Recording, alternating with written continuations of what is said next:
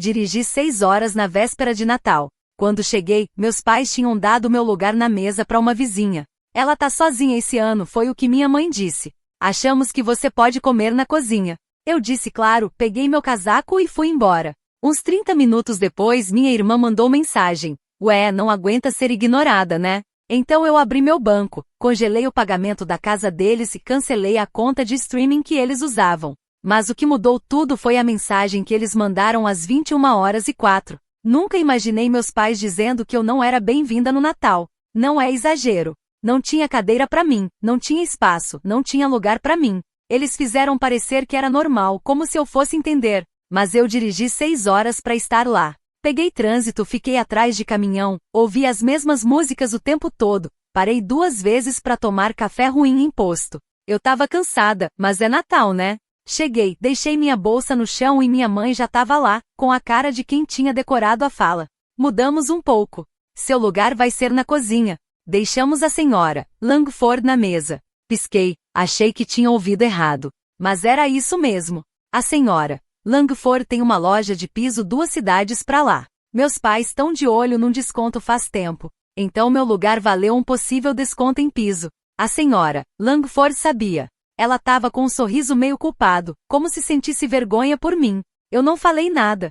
Só disse, ok, virou as costas e fui embora. Ninguém me chamou de volta. Dirigi sem rumo e acabei na casa da minha prima Maia. Ela nem sabia que eu inteligência artificial, mas quando me viu na porta, abriu sem perguntar nada. Sentei no sofá dela, assisti Duro de Matar e comi uma pizza congelada. Às 8h30, minha irmã mandou a mensagem. Ué, não aguenta ser ignorada, né? Como se fosse piada, como se eu tivesse fazendo drama. Abri o app do banco, olhei um tempo, depois congelei o pagamento da casa dos meus pais. Depois entrei na Netflix, a mesma que todo mundo usava, e cancelei. Perdi todos os 5 perfis da conta, inclusive aquele que meu pai chamava de grandão. Mas o que mais doeu veio às 9h04. Uma mensagem do celular do meu pai, assinada pelos dois, a gente conversou. Você sempre foi um fracasso. Sempre estraga os feriados, os encontros. Não precisamos mais de você. Foi isso. Curto e duro. Mostrei pra Maia. Ela não disse nada, só me entregou uma bebida. Foi nesse momento que algo mudou dentro de mim. Não senti raiva, nem tristeza. Foi clareza pura. Eles não faziam ideia do que eu tinha construído, do que eu possuía e no que eles confiavam. Mas iam descobrir. Não dormi aquela noite. Não foi por dor. Essa parte passou entre a bebida que a Maia me deu e o momento em que cancelei a conta de Netflix deles. Eu não parava de pensar. Meu cérebro ficou frio, lógico, quase robô. Eu só pensava no que eles usaram de mim e como eu podia tomar de volta. Quando o sol nasceu, eu tava na cozinha da Maia com meu notebook aberto, tomando o café que ela fez sem falar nada. Ela entendeu. Ela viu no meu rosto na noite anterior. Ela não fez perguntas. A primeira coisa que fiz foi entrar no sistema da minha empresa. Começou quando eu tinha 20 anos. Suporte de tecnologia, sistemas de TI. Primeiro na minha cidade, agora no país todo. Eles achavam que eu só arrumava impressora e configurava e-mail. Mas a verdade é que metade das coisas na casa dele estava ligada aos meus serviços. Fui eu que instalei o Wi-Fi, as fechaduras inteligentes, o sistema de alarme, os backups em nuvem. Tudo estava na minha conta, não na deles. Às 7h10 eu suspendi a licença da nuvem. Com isso as câmeras pararam, as portas pararam de travar automaticamente, e o termostato também parou. Depois entrei no plano de celular familiar. Eu pagava 5 linhas, a minha, a deles e das minhas irmãs. Não cancelei. Foi melhor, transferi tudo para eles. Se não aceitarem em 72 horas, os números são desativados. Eles me usaram durante anos. Sempre no silêncio, sem dizer nada. Em todo feriado, todo encontro. Era sempre assim. Eu chegava, arrumava as coisas, deixava tudo melhor. Nunca diziam obrigado. Nunca perguntavam se custava algo. Depois foi a hipoteca. Essa parte demorou mais. Tive que ligar direto pro banco. Eles lembraram de mim. Ano passado ajudei um funcionário de lá com um problema sério no servidor. Expliquei que queria sair do contrato como avalista do novo financiamento da casa dos meus pais. Com isso começou uma revisão. Eu sabia que eles não conseguiriam aprovação sem mim. Não mais. Depois disso fui cortando as coisas aos poucos. Transferi o faturamento do Lu. Desativei o gerenciador de senhas que eles usavam. O acesso ao meu Amazon Prime sumiu. Cancelei o aluguel do depósito que eu pagava, onde eles guardavam as decorações de Natal e as ferramentas antigas do meu pai. Depois de algumas horas, me sentei na cadeira e olhei para cima. A Maia estava no sofá com o laptop. Parecia que estava fazendo a própria faxina. Ela me olhou e fez um sinal com a cabeça. Disse: eles não estão acostumados com o mundo sem você. Aquilo pegou fundo. Era verdade. Na mesma tarde recebi a primeira mensagem. Minha irmã de novo. Por que as câmeras de segurança não estão funcionando? Eu ignorei. Depois veio uma da minha mãe. A empresa do financiamento ligou. Você está mexendo com algo? Arruma isso. Sempre essa palavra, arruma. Mais tarde veio uma do meu pai. Isso é infantil. Essa me fez rir. Às 21h17, começou a confusão na conta da Netflix. 3 pessoas tentando entender por que não conseguiam entrar. Eu não respondi nada. Só mais tarde, antes de dormir, mandei uma mensagem. Vocês disseram que não precisavam de mim. Sem emoji, sem pontuação. E desliguei o celular. Mas eu ainda não tinha terminado. Nem de perto. Eles não sabiam quanta coisa ainda estava ligada a mim. E eu queria cortar tudo. Eu queria que eles sentissem em cada parte da vida organizada deles, como é ficar sem mim. Eu esperava silêncio. Achei que eles iam se fechar como sempre, fingir que estava tudo bem, falar mal de mim pelas costas, fazer de conta que eram superiores. Mas nem um dia eles aguentaram. De manhã, às 8h04, recebi mensagem no grupo da família. Papai foi o primeiro. Você tá sendo dramático. Cresça. Depois minha irmã. Você sempre foi o diferentão. Por que tá surpreso agora? E minha mãe, claro, pra fechar. Você acha que a gente te deve algo que nunca pediu? Você não é um mártir. John. Para de fazer drama. Li 3 vezes. Não porque doeu, mas porque eu não acreditava que eles ainda tentavam fazer de conta que nada aconteceu. Como se eu não fosse a coluna que segurava metade da vida deles. Então eu não respondi. Em vez disso, entrei no sistema da minha empresa. Meu negócio nunca foi pequeno. A gente cuida de sistemas, segurança digital, nuvem, proteção cibernética. Cuidamos de tudo, de salas de servidores à automação residencial para empresas médias. 2 dos meus primeiros clientes foram da família. O escritório de contabilidade dos meus pais e a clínica dentária do meu tio. Coloquei eles no sistema da minha empresa quando ainda estava começando. Dei acesso de graça. Fiz toda a configuração sozinho. Nunca cobrei um centavo. Eles diziam que era ajudar a família, mas eu chamava de trabalho de graça. Então, entrei no sistema, abri as contas dos 2 e marquei como encerradas. Não era só e-mail e impressora. Eu cuidava de tudo. Firewall, senhas, atualizações, backups. Com um clique eu desligava tudo. Não fiz nada com maldade. Só tirei os serviços da minha empresa. Deixei um aviso no sistema deles. Esse sistema foi mantido sem custo por mais de 10 anos. A partir de hoje, a conta está encerrada. Obrigado. Ao meio-dia, meu celular começou a tocar. Chamadas da minha mãe, do meu pai, do meu tio. Não atendi nenhuma. A Maia estava do outro lado da mesa, me olhando calada. Então o celular dela tocou. Minha mãe tentou ligar para ela. Ela recusou. Ficamos em silêncio até que a Maia disse: eles nunca imaginaram que você inteligência artificial se impor. Eles não tão com raiva, tão com medo. Ela estava certa. Às 14h36, meu pai desistiu de ligar e mandou uma mensagem. Você nunca chegou a lugar nenhum. Acha que isso te faz forte? Foi a gente que te colocou no jogo. Essa não doeu. Me fez rir. Ele não faz ideia. Eles não sabem que eu sou dono de metade do sistema que os negócios deles usam. Que eu fecho os contratos com os fornecedores. Que os certificados de segurança do site deles estão no meu nome. Nunca perguntaram como nada funcionava. Só queriam que funcionasse. Então liguei para um cliente meu, que cuida de suporte técnico para empresas despreparadas. Avisei que meus pais e meu tio provavelmente iam ligar logo. Pedi para cobrar o preço normal mais a taxa de urgência. Sem vingança, só negócios. Depois disso saí com a Maia. Fazia anos que a gente não fazia isso. Fomos até perto daquela casa velha no lago, onde passávamos as férias quando eram pequenos. Ela foi a única da família que nunca tentou me controlar nem me fazer sentir culpa. Ela sempre ficou na dela. Mas dessa vez ela olhou para mim e disse uma coisa que ficou na minha cabeça. Eles sempre disseram que eu era egoísta só por ser eu mesma. Agora tão bravos porque você finalmente tá vencendo. Quando voltamos para casa, meu e-mail estava lotado. Meu pai, agora desesperado, mandou várias mensagens pedindo os backups do sistema. Meu tio também mandou um e-mail com o título Urgente. Preciso de ajuda para restaurar o acesso ao servidor. Foi o que meu tio escreveu.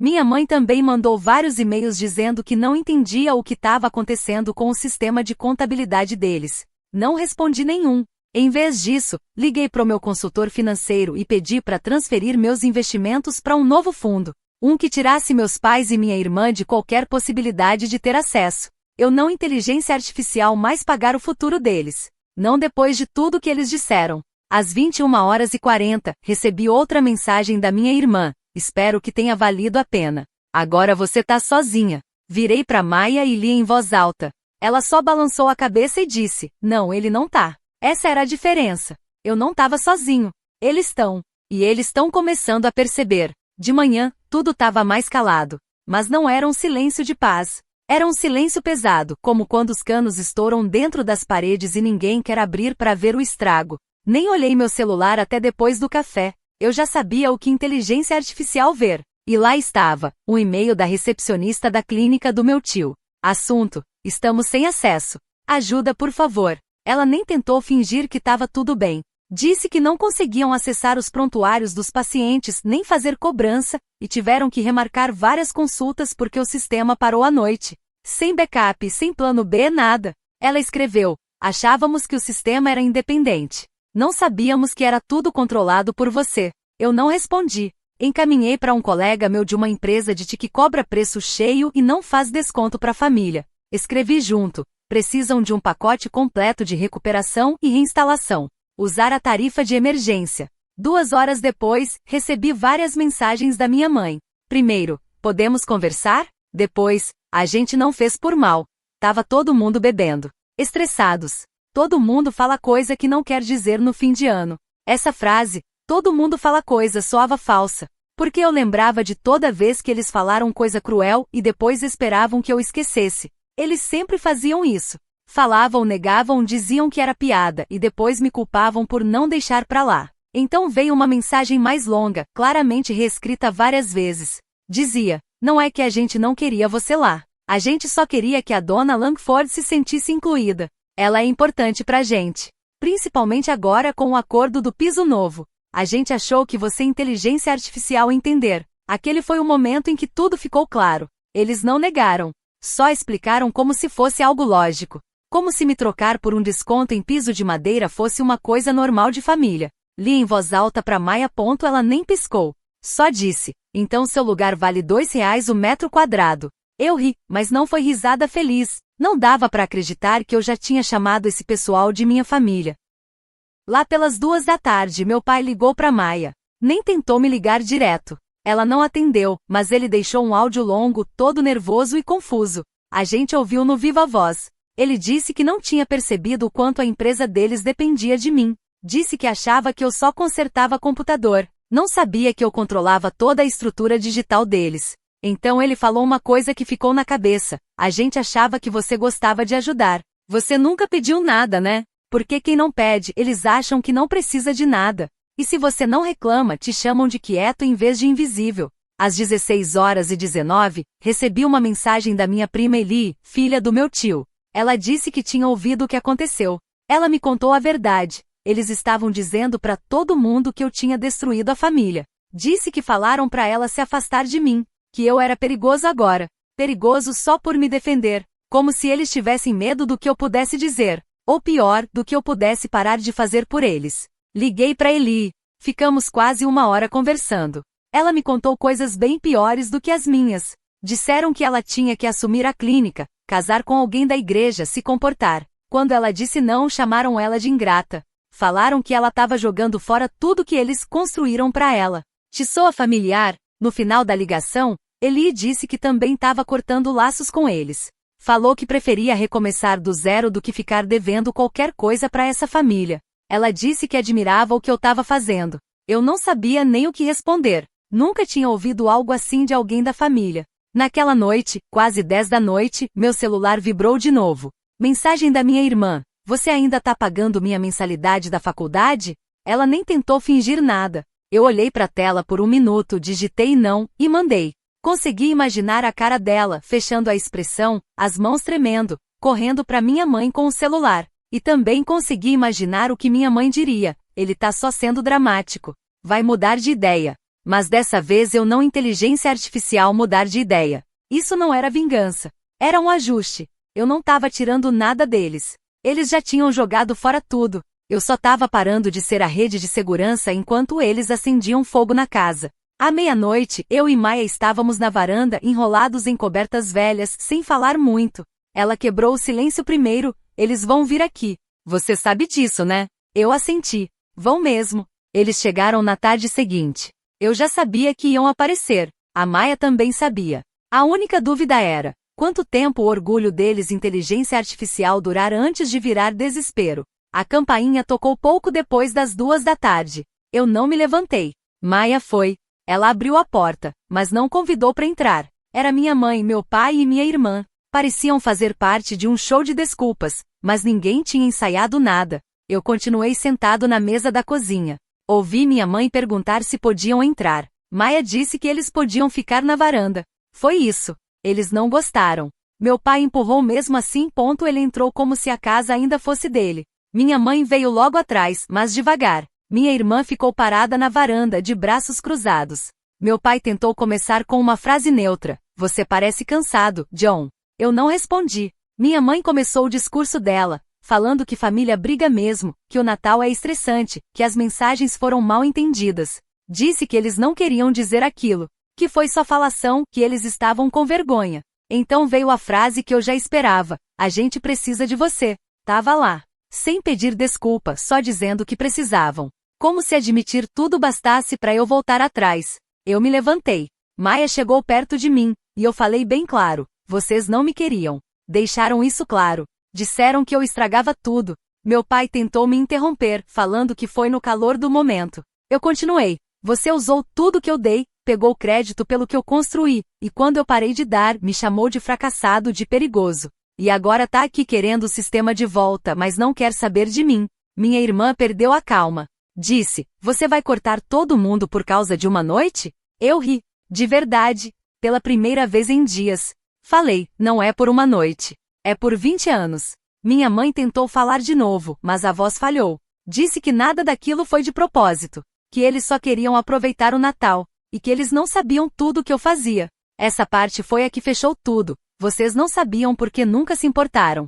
Funcionava e isso era o suficiente. Eu mandei eles irem embora. Eles não discutiram. Mas antes do meu pai sair, ele falou uma frase que parecia ameaça. Você vai se arrepender. Família é tudo que você tem. Eu respondi não. A família é a Maia. É a Eli. Vocês são só gente com quem eu cresci. Depois que foram embora, olhei meu celular. Tinha um novo e-mail do banco da casa. Dizia que eu tinha sido removido do contrato como fiador. Agora meus pais eram os únicos responsáveis pelos pagamentos. Com as multas e sem meu crédito, eles iam ter muita dor de cabeça para pagar. Às 20h17, minha irmã mandou uma última mensagem. Você sempre teve ciúmes de como a gente era próxima. Eu não respondi. Encaminhei para Eli. Ela respondeu 1 minuto depois. Que loucura! Será que eles se ouvem? Depois ela mandou. Vou aí nesse fim de semana. A gente precisa conversar. Tive uma ideia. As coisas estavam se mexendo. O círculo estava mudando. E aqueles que sempre acharam que mandavam em tudo, agora estavam expulsos.